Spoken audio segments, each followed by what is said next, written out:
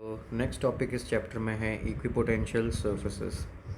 अगर हम equipotential surfaces की बात करें तो बेसिकली बहुत सिंपल सी बात है, ऐसे सरफेस जिनके हर पॉइंट के पोटेंशियल की वैल्यू सेम हो। An equipotential surface is a surface with a constant value of potential at all points on the surface. ठीक है, बहुत सिंपल सी इस लाइन में इसको एक्सप्लेन करा है। For a single charge Q the potential is given by equation 2.8 के Q by are. यहाँ पे इसके इक्विपोटेंशियल सर्फेसेस शो किए गए हैं।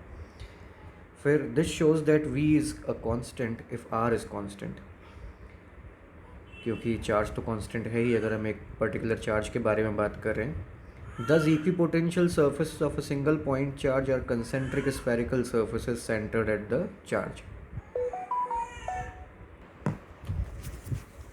Thus, equipotential surface of a single point charge are concentric spherical surfaces. ठीक है, now the electric field lines for a single charge q are radial lines starting from or ending at the charge depending on whether q is positive or negative. Clearly the electric field at every point is normal to the equipotential surface. क्योंकि आपने भी इस diagram में देखा कि जो point charge है उसके लिए इक्विपोटेंशियल सर्फेसेस एक स्फेरिकल सरफेस हैं जिसमें चार्ज सेंटर है। तो obviously electric field line radially outward जा रही हैं तो वो इसके क्या रहेंगी, परपेंडिकुलर रहेंगी। This is true in general for any charge configuration the equipotential surface through a point is normal to the electric field at that point. If the field were not normal to the equipotential surface, it would have non-zero component along the surface.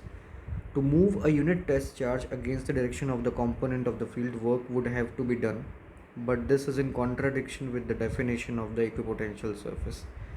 अगर ये equipotential surface के perpendicular electric field line ना होती तो इन electric field का कोई ना कोई कंपोनेंट इक्विपोटेंशियल सरफेस के अलॉन्ग भी आता, तो फिर चार्ज को आपको उस पर मूव करवाने में कुछ वर्क करना पड़ता, और वर्क करना पड़ता तो पोटेंशियल डिफरेंस ज़ीरो नहीं होता, पोटेंशियल सेम नहीं होता, तो ये कॉन्ट्राडिक्शन में आ जाता।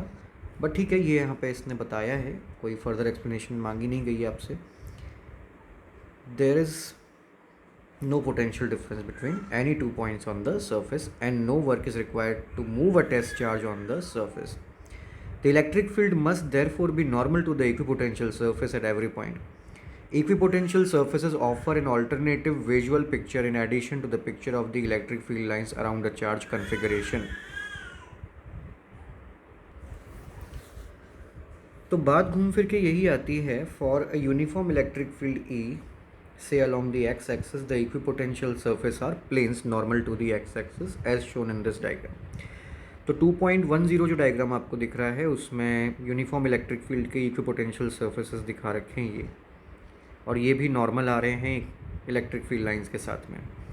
फॉर ये हो गया। इसके बाद में जो नीचे आपको डायग्राम्स दिख रहे हैं, ए वाला डाइपोल का है, ये डाइपोल के इक्विपोटेंशियल सर्फेसेस हैं, और जो सेकंड नंबर पे है वो एक identical positive charge, two identical positive charge वाले सिस्टम के लिए हैं। तो आपको ये डायग्राम्स याद रखने पड़ सकते हैं अपने रिस्पेक्टिव जो भी एग्ज़ाम्स के लिए आप प्रिपेयर कर रहे हैं। नेक्स्ट है relation between field and potential.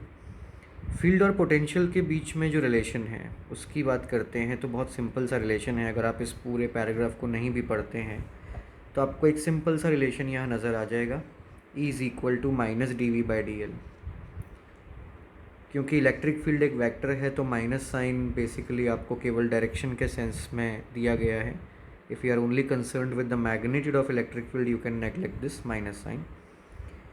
Since the delta V is negative we can rewrite this equation as this. So okay, तो इसमें जो इम्पोर्टेंट बातें हैं वो नीचे यहाँ लिखी हुई हैं। एक तो फॉर्मूला हो ही गया, फॉर्मूला तो इम्पॉर्टेंट है ही। इसके अबाउट जो लाइन बाय लाइन में हम देख रहे हैं उसमें लिखा है, we thus arrive at two important conclusions concerning the relation between electric field and potential.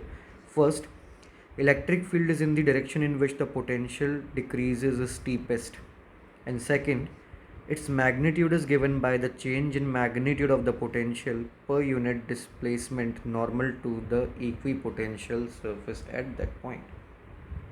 ठीक है, बेसिकली जिस डायरेक्शन में इलेक्ट्रिक फील्ड सबसे ज़्यादा तेज़ी से डिक्रीज़ हो रही है ना, या यूँ कहना चाहिए कि जिस डायरेक्शन में इलेक्ट्रिक फील्ड है जिस डायरेक्शन में इलेक्ट्रिक फील्ड है वहाँ पे पोटेंशियल बहुत तेज़ी से डिक्रीज़ होता है, क्योंकि देखिए इलेक्ट्रिक फील्ड लाइंस बनती हैं पॉजिटिव चार्ज से नेगेटिव चार्ज की तरफ, तो ऑब्वियसली जो पोटेंशियल्स का ड्रॉप होगा वो बहुत स्टीप होगा।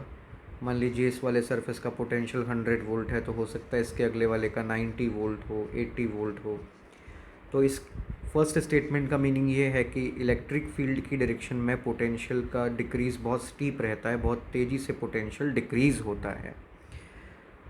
तो ये सब बातें थी जो यहाँ पे दी हुई थी। नेक्स्ट टॉपिक है potential energy of a system of charges. इसके बारे में अब हम नेक्स्ट वीडियो में बात करते हैं, क्योंकि छोटे छोटे वीडियो रहते हैं, चीज़ें समझने में आसान रहती हैं, आपको ढूंढने में भी इजी रहता है। आपको जो पर्टिकुलर टॉपिक देखना है वो देखिए।